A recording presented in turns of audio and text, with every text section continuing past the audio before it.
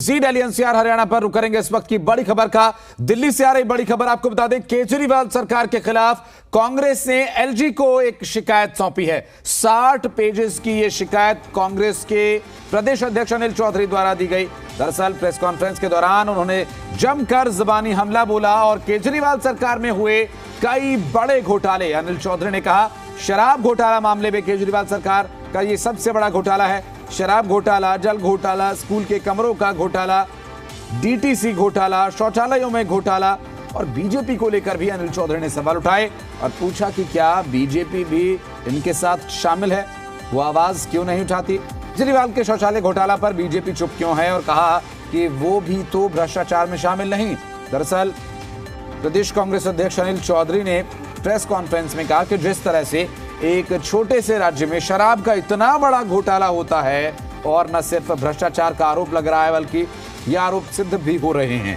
केजरीवाल सरकार के 8 सालों में कई घोटाले के आरोप लगे और सबसे बड़ा घोटाला शराब घोटाला है और एक के बाद एक कई बड़े घोटाले हुए, जिसमें शराब घोटाला, जल घोटाला, स्कूल के कमरों का घोटाला, डीटीसी बसेस का घोटाला और तमाम घोटाले शामिल है। केजरीवाल सरकार शौचालय माफियाओं को शौचालय बेच रही है।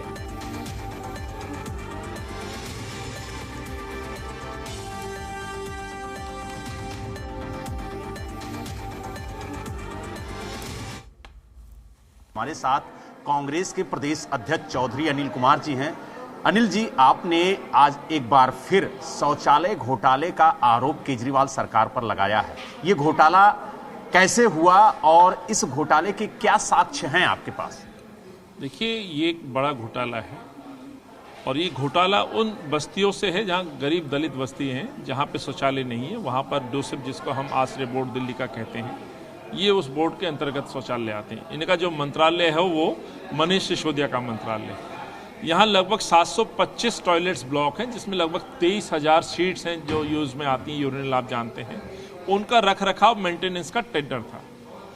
जिन कंपनियों पे ये टेंडर था, सिसोदिया जी मीटिंग लेते हैं और मीटिंग में ये रिपोर्ट के आधार पर ये बोलते हैं कि ये कंपनी काम करने लायक नहीं, इनको डी बार किया जाता है, ब्लैक लिस्टेड किया जाता है। वो कंपनियां ब्लैक लिस्ट हो जाती हैं। उन कंपनियों के ब्लैक लिस्ट करके एक टेंडर आता है और दिल्ली को लगभग 24 जोन में डिवाइड कर दिया जाता है, 20 से ज़्यादा जोन मान लीजिए, और लगभग इतनी ही कंपनियां आती हैं, टेंडर प्रोसेस से काम लेती हैं, 2 साल का टेंडर मिलता है। तो जो कंपनी ब्लैक लिस्टेड होती है वो कंपनी यकायक दिल्ली के अंदर पूरा टेंडर ले लेती है। जो लोग अभी काम संभाल रहे थे, जिन्होंने 2 साल का टेंडर लिया था, मंत्री जी यकायक मीटिंग लेते हैं और उस टेंडर को 2 की जगह 6 महीने कर देते हैं। चलिए साहब कर दीजिए, ये भी समझ में आता है। सवाल तो ये उठता है, जो कंपनी डी बार हो गए और एनआई जो आईटी होती है, जो नियम तय करती है टेंडर के, उसमें पूरी तरह से तय है कि ब्लैक लिस्टेड या डी बार कंपनी उसमें पार्टिसिपेट नहीं करेगी। ये 4 कंपनी होती हैं। एक कंपनी है साईनाथ प्राइवेट लिमिटेड कंपनी, जो सर्विस प्रोवाइडर है।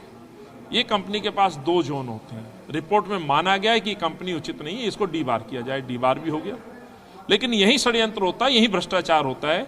तो जो अभी वर्तमान में कंपनी काम कर रही थी, एनजीओस काम कर रही थी बेसिकली, उनको भी हटा दिया जाता है। एक नया टेंडर बहुत शॉर्ट पीरियड में क्रिएट किया जाता है, 18 अगस्त 2022, और 29 अगस्त तक वो पूरा प्रोसेस खत्म कर दिया जाता है।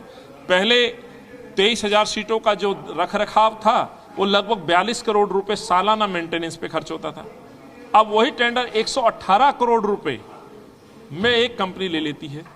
चलो सर, मान लिया कंपटीशन में लिया, लेकिन किस तरह से फायदा पहुंचाया? जनरली टेंडर जो होता है वो ई पोर्टल पर होता है, यहाँ साजिशन उसको जैम पोर्टल पे शिफ्ट किया गया। दिल्ली से वीडियो जर्नलिस्ट राहुल कुमार के साथ बलराम पांडे, जी मीडिया।